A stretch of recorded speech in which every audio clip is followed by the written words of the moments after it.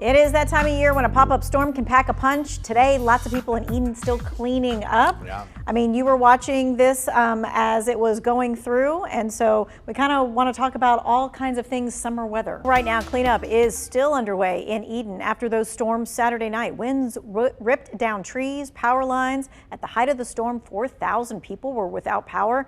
While the lights are, for the most part, back on today. Removing all the trees, that's taking some time.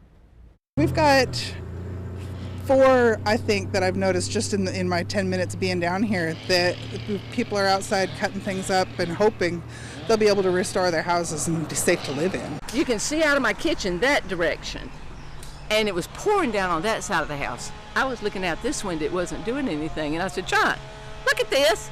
And about that time we heard, come on, and our cat just literally jumped up in the air. It was the funniest thing.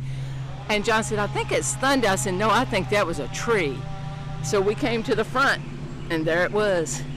Oh yes, there it was. Even with all the damage and the power outages, emergency officials say no one was injured Saturday night.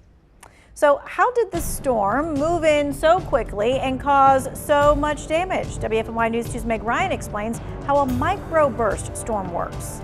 If you think about the storm like a big water balloon, that balloon pops, that water and wind comes rushing to the ground, hits the ground, and goes out in all directions. Those wind speeds can get up to 100 miles per hour, so they can cause tornado-like damage, but you don't have the rotation that you get with a tornado. All right, so I think it's really easy to look at the damage, even though we heard Meg explaining it, to still think that it had to be a tornado causing that kind of damage. It's very common belief that you look at bad damage from a storm and you think only a tornado could have done this. But that's simply not the case. Most bad thunderstorms will put down a couple of trees here or there, but some of them are worse, and they're called what we would explain as a microburst. And the way that a thunderstorm works, you can see on this graphic, an updraft into a storm. That's air that rises up into the storm that kind of makes it go. Then there's also a downdraft. That's how every thunderstorm works. Well, sometimes in the strongest and most severe ones, that downdraft I showed you can be extremely small and very localized. And if you're bringing all of that air right out of the bottom of the storm in a small area,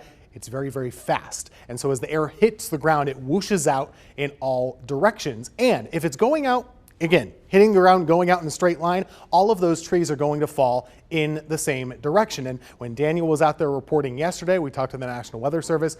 Yes, there are tons of trees down in Eden, but most all of them are facing in that same direction. With a tornado, they would be in a swirling motion because it's going around like this. That can be the difference. But these can be super strong, up to 100 miles per hour or even more. It is just as serious as a tornado, which means, I know we get a lot of these, but those severe thunderstorm warnings sometimes can mean that big damage is on the way. You want to be inside in a safe location.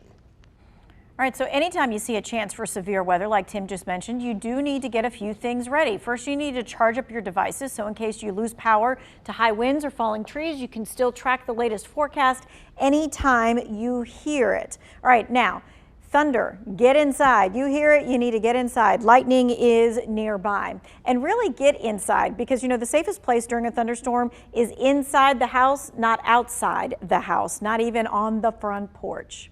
All right, so the summer also brings wildfire season to some parts of North America, including Canada. Weekend rain helped firefighters get a handle on one wildfire that forced thousands of residents in Nova Scotia to evacuate. Initially, 16,000 people were forced out when the flames just kept spreading. Officials are warning, even though some evacuations have been lifted, people going out into the forest need to be careful because the fire risk is still high.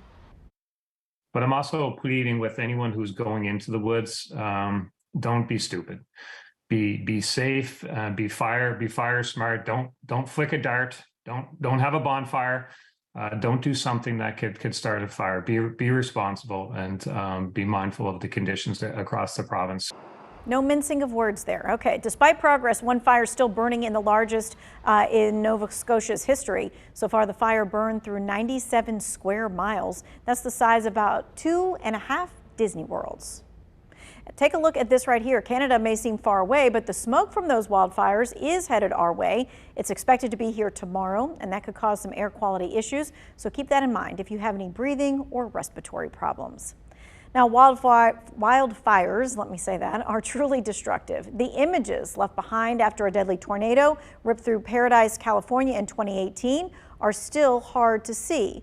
Homes completely gone, lives forever changed, the cost of rebuilding only getting more expensive. And it's why some insurance companies are no longer offering home insurance to California residents.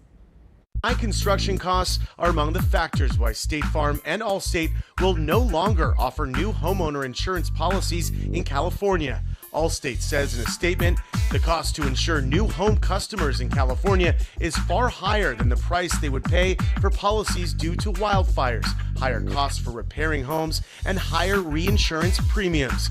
State Farm also just announced they're quitting the business of insuring homes as well in the Golden State for the same or similar reasons. I think it's pretty clear from the statement today and the insurance lobby has been making over the last 6 months that they want to be allowed to escape the consumer protections of Proposition 103. It could be that these companies are trying to pressure the insurance commissioner to grant them more rate increases by creating a problem in the marketplace. Even without issuing new policies, State Farm and Allstate are asking the state's insurance commissioner to approve massive rate hikes, 28% for State Farm and 40% for Allstate.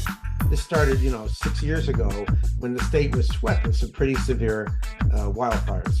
Now they've just turned it into what looks like a general boycott of the state of California. The Insurance Information Institute, which advocates for insurers, disputes that claim, saying simple math is driving insurers out of the state. A spokesperson says Allstate and State Farm are focusing on staying solvent and concentrating their resources on their current policies. People are buying.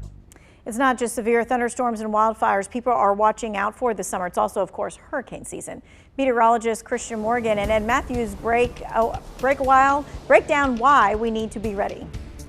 We always say that it only takes one storm, and it begs the question, how often is North Carolina, or how prone is North Carolina to get hit? And we're actually number 2 for landfalls out of every state in the country.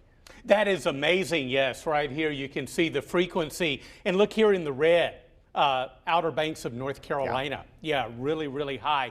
I found it rather interesting. I discovered this a few years ago. We track systems based on latitude, longitude lines, positions of the systems out over the ocean. The longitude line that runs through Cape Hatteras also runs near Puerto Rico.